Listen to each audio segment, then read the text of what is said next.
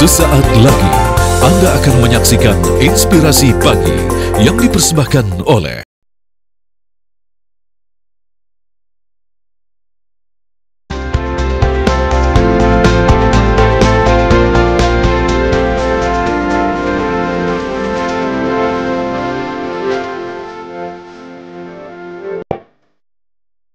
Halo, selamat pagi pemirsa. Apa kabar? Kembali lagi di program Inspirasi Pagi bersama saya Dianwari yang akan menemani Anda selama 30 menit ke depan. Nah, tema hari ini kita sangat spesial, yakni kiat mengawal pembangunan Kota Jayapura dalam keberagaman. Tentunya Kota Jayapura ini menjadi salah satu kota yang memiliki atau melakukan pemerataan pengembangan infrastruktur yang sangat rata. Tidak hanya itu, program-program kerja yang terrealisasikan dengan baik juga membantu mendorong percepatan pembangunan roda perekonomian. Nah, tentunya untuk mempertahankan itu semua perlu adanya sinergitas antara pemerintahan pusat, pemerintahan daerah, dan yang pastinya masyarakat sekitarnya. Untuk membahas lebih lanjut sudah hadir di sebelah saya ada Dr. Frans PK MSI sebagai PJ Wali Kota Jayapura. Selamat pagi Pak Frans. Selamat pagi Mbak Dia, dan selamat pagi para pemirsa di mana saja Anda berada. Luar biasa. Apa kabar nih Pak Frans? Kabarnya sangat baik. Sangat baik, luar biasa. Pak Frans, kalau kita ngomongin soal Kota Jayapura ya Pak, ini pasti banyak sekali keistimewaannya. Dari mulai kuliner, mungkin bahasa, pemandangan alamnya. Kalau dari Pak Frans sendiri nih Pak, boleh ceritakan salah satu keistimewaan dari Kota Jayapura sendiri Pak? Ya, Kota Jayapura memang kota yang sangat unik. Pertama dari histori atau sejarah, Kota Jayapura menjadi kota peradaban pertama di Papua. Dengan sejarahnya sejak berdiri tanggal 7 Maret 1910. Okay. Dan dalam perjalanan Kota Jayapura mengalami perkembangan, perubahan, kemudian juga penuh dengan sejarah. Termasuk juga baik itu sejarah ekonomi, sejarah budaya, termasuk sejarah politik. Ya. Dan Kota Jayapura juga mengalami perubahan beberapa kali namanya, yaitu Hollandia pada waktu zaman Belanda namanya Hollandia, kemudian Soekarnopura, kemudian Kota Baru, kemudian Irian Barat, kemudian Irian Jaya, dan kemudian sekarang Jayapura, dan sampai sekarang menjadi Kota Jayapura. Oke, luar biasa. Kemudian beberapa keunikan yang tadi itu menurut saya bahwa memang kota yang sangat unik karena memiliki panorama alam yang luar biasa indahnya. Ada di sana ada istilahnya ada teluk di dalam teluk. Apa itu Pak artinya Pak? Artinya bahwa ada teluk besar itu namanya Teluk Humboldt. Oke. Di dalam Teluk Humboldt itu ada Teluk Yotefa. Oh. Yang sekarang dilintasi atau terbentang jembatan Yotefa, jembatan merah. Jembatan merah. Di era Pak Presiden Jokowi yang diresmikan, dilintasi itu. Jadi itu keunikan. Lalu yang berikut juga Kota Jayapura, walaupun kota, tetapi di sana ada desa. Ada desa di dalam kota ya Pak? Dalam kota, ada desa dalam kota, di sana istilah otonomi khusus disebut kampung. Itu ada 14 kampung atau 14 desa. Mengapa demikian? Karena di sana telah ada dan hidup terus menerus sampai hari ini masyarakat atau pemerintahan adat, masyarakat adat yang disebut dengan Ondoafi. Ondoafi bahasa lokal, kalau di Jawa seperti misalnya Sultan, Oke.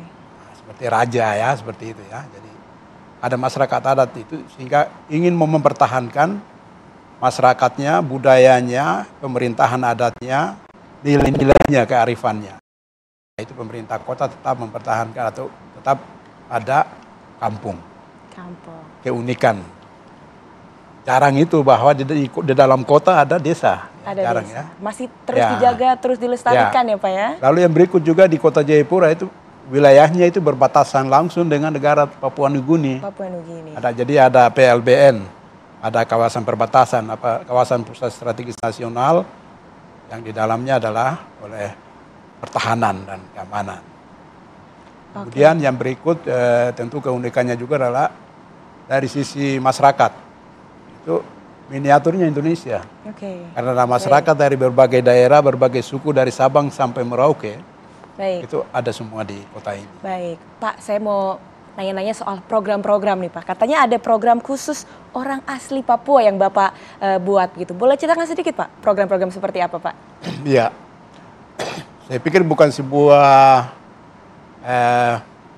kebetulan ya program kekhususan itu muncul, tapi karena itu ada sebuah faktor histori dan sejarah ya. Kemudian menimbulkan berbagai dilema, polemik, konflik, di mana ada ketidakseimbangan ataupun juga kesenjangan antara kemajuan pembangunan ataupun juga peradaban yang dialami, dirasakan oleh orang Papua dan juga yang teman-teman dari non-Papua yang ada di Jayapura. Dan itu sangat terlihat sekali dalam berbagai aspek. Dalam berbagai aspek pembangunan. Bidang pendidikan, kemudian ekonomi, politik, dan lain sebagainya. Nah karena itulah kemudian negara memberikan kekhususan. Melalui undang-undang otonomi khusus, ya, kebijakan otonomi khusus untuk Papua. Supaya ingin mau mempercepatan pembangunan, mensejajarkan dengan saudara-saudara kita yang dari luar Papua. Nah karena itulah ada kekhususan, ada kebijakan khusus. Dalam undang-undang otonomi khusus itu diamanatkan adanya proteksi, afirmasi, pemberdayaan orang asli Papua.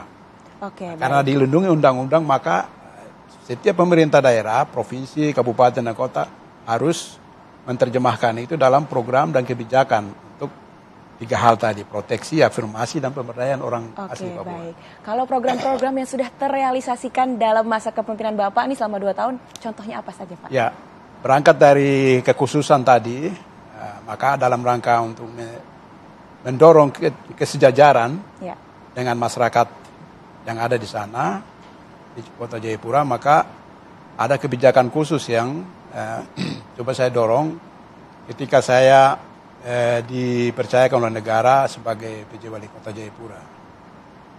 Itu tanggal 27 Mei 2022. Meskipun sebelumnya saya juga sekaligus dan sebenarnya itu sudah, kebijakan itu sudah lama berlangsung, tapi waktu sebelum-sebelumnya. Misalnya saya mencanangkan satu program yang namanya itu program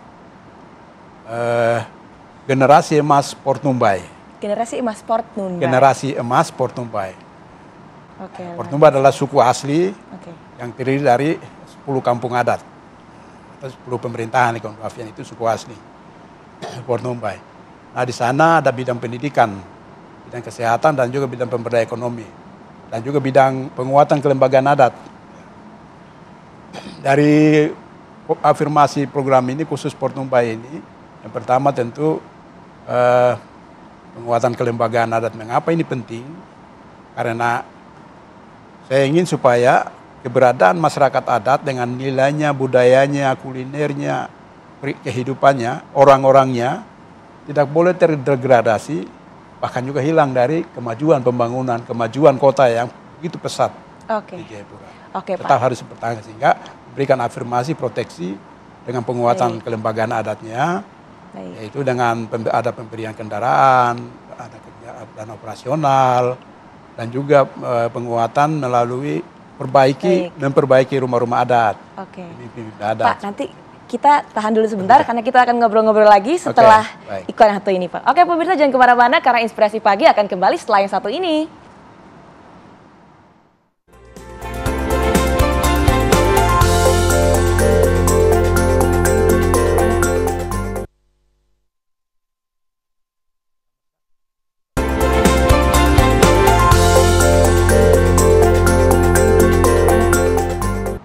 Pemirsa, kembali lagi di Inspirasi Pagi dan hari ini kita masih ngobrol-ngobrol dengan Bapak Frans selaku PJ Wali Kota dari Kota Jayapura.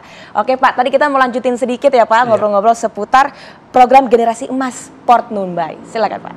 Ya, tadi selain penguatan kelembagaan adat ya pertama, yang kedua itu pendidikan. Pendidikan itu juga kami coba menggagas dengan beberapa program khusus, yaitu saya ingin supaya bicara pendidikan itu karena bicara tentang bukan hanya sekedar ilmu atau pengetahuan, tetapi juga bicara tentang integritas, attitude, bicara juga tentang spiritualitas. Karena itu pendidikan yang menyeluruh atau komprehensif. Nah, sehingga saya coba melakukan komunikasi dengan Yayasan Jenius Serpong. Kemudian kami rekrut ada 53 anak asli, anak Port Numbai, untuk kerjasama mengikuti pendidikan yang selesai SD, kemudian melanjutkan SMP-nya di Serpong. Kemudian yang selesai SMP, melanjutkan SMA-nya di Serpong juga sama satu. Jadi pendidikan berpola asrama, sehingga tadi ilmu, attitudes, perilaku, integritasnya, dan termasuk juga spiritualitasnya, keimanannya itu bisa terbentuk sejak usia dini. Ya, betul. Itulah pendidikan yang menurut saya yang komprehensif ya. Gitu. Nah, sehingga saya melakukan program khusus ini. Harapan saya ke depan harus kita teruskan ini, khusus untuk anak-anak asli Port Numbai. Selain itu juga memang ada program beasiswa untuk beberapa bidang. Misalnya ada bidang kerjasama dengan Curug, diklat penerbangan ya. Ada 3 pilot, kemudian juga ada teknisi pesawat, kemudian juga ada beberapa perguruan tinggi di Satya Wacana, di Salatiga. Gitu. Kemudian yang berikut juga ada program Kartu Numbai Pintar. Kartu Numbai Pintar. Kartu Numbai Pintar itu memberikan afirmasi, proteksi bagi seluruh anak Papua, termasuk di dalamnya anak Port Numbai yang sekolah di jenjang SD, SMP, SMA, dan SMK untuk memberikan bantuan studi. Yang jumlahnya kurang lebih hampir 23.000 anak. 23.000 anak yang sudah hampir memiliki kartu Pintar Numbai. Ya. Itu kita memberikan bantuan pendidikan. Baik itu yang sekolah di sekolah negeri maupun sekolah swasta. Nah, dengan dalam bentuk namanya BOSDA. Bantuan operasional sekolah daerah. Kalau nasional kan ada BOS ya. Iya, betul. Sekolah-sekolah, tapi kita berikan untuk meringankan bagi orang tua atau siswa dan juga sekolah. Ya, itu di bidang pendidikan. Kemudian juga ada bidang kesehatan. Kita juga memberikan jaminan kesehatan bagi orang Papua dengan dana otsus melalui Numbai Sehat. Kartu Numbai Sehat. Ya, program Numbai Sehat. Dulunya itu ada kartu Papua Sehat. Tetapi kemudian ada dengan undang-undang yang baru, Undang-Undang Otsus nomor 2 tahun 2022. Kemudian itu ditiadakan sehingga kami daerah masing-masing dan kami di kota dengan Numbai Sehat tadi memberikan jaminan kesehatan bagi orang asli Papua yang ada di kota Jayapura di luar jangkauan dari BPJS Kesehatan. Memang kami juga menjaminkan seluruh masyarakat kota Jayapura dalam program nasional BPJS Kesehatan ya, untuk seluruh masyarakat, sehingga kami pernah mendapatkan mencapai universal coverage itu, sehingga kita mendapatkan penghargaan dari Wapres. Baik, luar biasa Pak. Saya dengar-dengar nih Kota Jayapura punya moto nih Pak. Boleh diceritakan sedikit Pak, moto dari Kota Jayapura itu apa Pak? Ya, moto Kota Jayapura itu satu hati membangun kota untuk kemuliaan Tuhan. Satu hati membangun kota untuk kemuliaan Tuhan. Kalau bahasa Port Numbainya, Henti Cahi Yoonomi Temarni Hanaset. Luar biasa. Ya, itu artinya bahwa membangun sebuah daerah, membangun sebuah bangsa, itu tidak bisa berjalan mulus, tidak bisa berjalan efektif, optimal, manakala masyarakatnya itu tidak bersatu. Ya. Tidak bersatu. Nah, karena itu membangun kota Jayapura harus bersatu. Bersatunya mulai dari mana? Dari hati, dari nurani. Dari hati. Bukan dari pikiran, karena dari hati ke pikiran, kemudian ke panca indera yang lain untuk kita melakukan sesuatu ya. Karena itu harus dari hati. Kalau satu hati, maka semua persoalan bisa diselesaikan. Pembangunan bisa berjalan dengan lancar tanpa halangan hambatan. Kemudian juga untuk mencapai cita-cita itu kesejahteraan bersama. Sehingga pada akhirnya masyarakat Kota Jayapura ketika mencapai sebuah kesejahteraan, kenyamanan, ketentraman, kedamaian, maka tentunya doanya adalah untuk memuliakan Tuhan. Karena itu filosofinya sebenarnya. Jadi harus satu hati. Kita untuk membangun kota dalam berbagai aspek bidang kehidupan, tentunya untuk demi kemuliaan nama Tuhan. Luar biasa. Pak, saya mau tanya ini Pak, bagaimana sih Pak Bapak menjaga keharmonisan di Kota Jayapura? Gaya kepemimpinan seperti apa yang Bapak terapkan begitu di Kota Jayapura yang memiliki begitu banyak suku, mungkin banyak orang Papua yang kemudian bekerja di Jayapura begitu ya Pak? Gaya kepemimpinan seperti apa? Ya, secara teori itu kan ada beberapa tipe atau gaya kepemimpinan ya. Ada sentralistik, ada demokratis, ada paternalistik, dan lain sebagainya. Ya, saya coba mengkombinasi dua gaya kepemimpinan. Dua gaya. Ya, yaitu gaya kepemimpinan demokratis, selalu meminta masukan dari stakeholder seluruh masyarakat, dan juga gaya kepemimpinan paternalistik. Artinya saya harus memiliki sebuah tanggung jawab besar untuk bagaimana menjaga semua komponen masyarakat. Selalu mengedepankan pendekatan humanis, mengedepankan pendekatan kebapaan gitu, kepada semua stakeholder, semua komponen. Jadi dua gaya kepemimpinan saya coba mengkombinasikan. Karena apa? Kota Jayapura adalah kota yang sangat heterogen. Dari 5 agama, berbagai budaya, berbagai suku, dan juga berbagai strata sosial. Ada yang masyarakat yang belum sekolah sampai dengan profesor ya ada di Jayapura. Ekonominya masyarakat yang miskin sampai dengan yang kaya raya, semua status sosial. Nah, untuk membangun kebersamaan, kedamaian itu bagaimana kiat untuk menyatukan semua komponen ini supaya menciptakan suasana aman, nyaman, yang humanis, yang harmoni, yang toleran, dan menjaga persatuan dan kesatuan sehingga sama-sama membangun kota untuk kesejahteraan bersama. Oke, ya. Pak. Pihak-pihak bekerja sama dengan pihak-pihak mana saja nih Pak untuk membangun keharmonisan tersebut? Untuk membangun keharmonisan itu kita dengan tokoh agama, tokoh adat ya, tokoh agama ya. Semua pimpinan-pimpinan agama itu kita selalu berkomunikasi dengan misalnya dengan coffee morning ya. Lalu juga ada pertemuan-pertemuan terbatas. Lalu dengan tokoh-tokoh masyarakat, tokoh adat termasuk para Duafi, dengan semua tokoh masyarakat, paguyuban dari berbagai paguyuban Nusantara dari berbagai daerah. Misalnya ada di sana ada perkumpulan atau himpunan Jawa Madura. Ada Pasundan, Batak, Sulawesi Selatan, Manado dan seterusnya. Banyak sekali paguyuban. Sangat beragam ya Pak ya? Sangat beragam ya. Kemudian ada masyarakat lokal di sana. Di Papua juga ada berbagai komunitas. Nah, jadi bagaimana menyatukan ini semua dengan pendekatan-pendekatan tadi.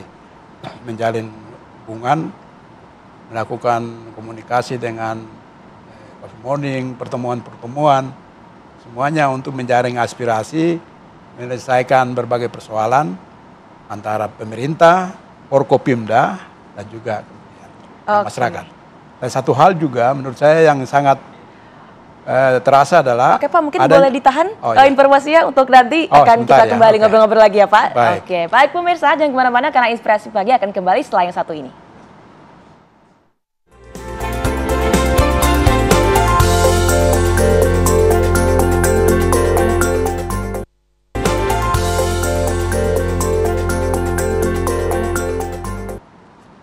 Pemirsa, kembali lagi di Inspirasi Pagi dan kita masih ngobrol-ngobrol dengan Bapak Frans, PJ Wali Kota dari Jayapura. Pak, mungkin boleh tadi diceritakan lebih lanjut soal Harmoni. Tadi katanya Jayapura dapat Harmoni Award ya Pak dari Kementerian Agama? Ya, Harmoni Award itu tahun 2021 kita dapat, 2022, kemudian 2023 kita juga buat monumen Harmoni yang disitu dengan mensimbolkan simbol 5 agama di tugu itu. Itu supaya selalu masyarakat yang lewat situ ataupun juga yang ada di situ mengenang bahwa pentingnya jaga harmoni, toleransi. Nah, sehingga saya selalu dalam berbagai kesempatan selalu menyampaikan bahwa jadilah warga masyarakat yang agamis, taat dan patuh kepada agamanya, ajarannya. Jadi kemudian jadilah masyarakat yang humanis, selalu bersama dengan masyarakat yang lain, menjaga hubungan persaudaraan, tali silaturahim. Tapi juga menjadi masyarakat yang nasionalis, sebagai sesama anak bangsa yang ada di Kota Jayapura. Nah kemudian yang berikut juga memang ada dukungan yang luar biasa dari kekompakan kebersamaan dari Forkopimda, yang sangat luar biasa. Sehingga kami sangat sekali kompak dalam menghadapi berbagai persoalan yang di Kota Jayapura. Kemudian juga masing-masing beliau-beliau begitu langsung ada persoalan langsung di lapangan. Oke. Nah, sehingga itu sangat membantu sekali. Sehingga kemudian bisa seperti ini Kota Jayapura. Lalu kemudian hal yang menurut saya yang penting juga adalah bahwa kita atau pemerintah membuka ruang bagi semua komunitas, semua kelompok masyarakat, komunitas ekonomi kreatif, komunitas seniman, komunitas pelaku usaha, komunitas anak sekolah, generasi Z sekarang, itu semua kita buka ruang untuk mengeksplor apa yang dimiliki dalam berbagai event, dalam berbagai kesempatan, baik yang dilaksanakan oleh pemerintah daerah ataupun juga oleh komunitas sendiri dengan kita kolaborasi. Karena itu tagline saya pada waktu saya memimpin adalah kolaborasi membangun Kota Jayapura. Karena Kota Jayapura memiliki sumber daya manusia yang luar biasa potensial. Kami memang tidak punya sumber daya alam, tetapi kami punya potensi sumber daya manusia yang hebat. Nah, karena itu kolaborasi menjadi sangat penting untuk membangun sebuah kekuatan untuk mengembangkan, mengeksplor semua potensi-potensi yang dimiliki. Termasuk dalam bidang perdagangan dan jasa. Kota Jayapura juga kota yang perdagangan dan jasa. Sehingga Kota Jayapura menjadi besar seperti hari ini karena sektor dunia usaha. Pertumbuhan ekonomi luar biasa. Kemudian itu di sektor perdagangan dan jasa sehingga menjadi kota tujuan wisata. Kota untuk tujuan untuk hiburan. Itulah yang kita terus dorong. Mungkin boleh diceritakan pencapaian secara singkat nih Pak Kota Jayapura dalam sektor jasa dan perdagangan. Ya, secara keseluruhan pertumbuhan sektor jasa dan perdagangan itu sangat luar biasa. Sekarang hadirnya dengan mall, perhotelan, kemudian juga retail modern, pasar-pasar tradisional, terus objek-objek wisata, restoran, rumah makan di pinggir pantai. Pantai sekarang ada destinasi wisata baru di sepanjang pantai Hamadi Holtekam. Kemudian ada pantai-pantai wisata yang bisa dikunjungi. Pantai Besji, peninggalan Perang Dunia Kedua, ada pantai Hamadi, pantai Holtekam, dan beberapa objek-objek menurut saya yang bisa dikunjungi di Kota Jayapura. Dan dari sisi akomodasi, transportasi sangat tersedia. Nah, tinggal kita bagaimana mengeksplor lalu kemudian mempromosi. Termasuk budaya masyarakat lokal di 10 kampung adat itu masih sangat hidup. Sehingga bisa menjadi destinasi. Nah, kemudian terakhir, hasil daripada semua capaian pembangunan Kota Jayapura, dari sebuah kolaborasi, kerjasama, peran serta daripada semua stakeholder, maka beberapa capaian pembangunan yang saya sampaikan adalah Kota Jayapura menjadi salah satu kota di Papua, termasuk juga di beberapa kota Indonesia yang termasuk yang indeks pembangunan manusianya tertinggi, yaitu 81,51. 81,51 dengan beberapa aspek, misalnya angka harapan hidup itu 71,03 tahun 2023 ini datanya. Kemudian harapan lama sekolah itu 15,26 tahun. Lalu pendapatan per kapita masyarakat itu 15.272.000 rupiah per tahun 2023. Nah, karena itu kita akan terus mendorong meningkatkan pembangunan di Kota Jayapura dari waktu ke waktu, dari masa ke masa, dari kepemimpinan yang satu ke kepemimpinan yang lainnya, tentu dengan berkolaborasi antara pemerintah daerah, stakeholder, masyarakat, pemerintah provinsi, dan juga pemerintah pusat. Baik. Saya pikir ini sehingga tujuannya adalah untuk kesejahteraan masyarakat. Oke, baik Pak, mungkin kita bisa bersama-sama nih, kita bisa bicara apa tadi namanya? Waniambe ya Pak ya? Ya. Waniambe itu artinya apa Pak? Waniambe itu artinya salam. Salam sejahtera. Salam bahagia. Salam bahagia. Oke, mungkin kita bisa bersama-sama nih Pak. Berbicara Waniambe ke pemirsa TV One ya Pak. 1, 2, 3. Waniambe. Waniambe. Salam bahagia ya Pak? Ya, salam bahagia. Salam bahagia. Oke, baik. Terima kasih Pak Frans hari ini untuk waktunya dan informasi yang pasti sangat bermanfaat untuk kita semua.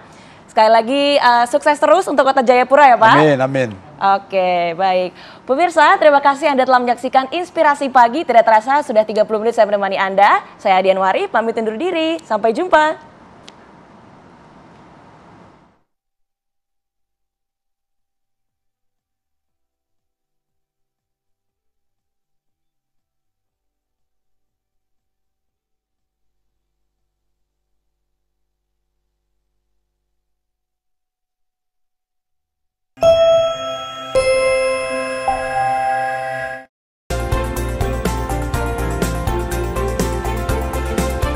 Anda baru saja menyaksikan Inspirasi Pagi yang dipersembahkan oleh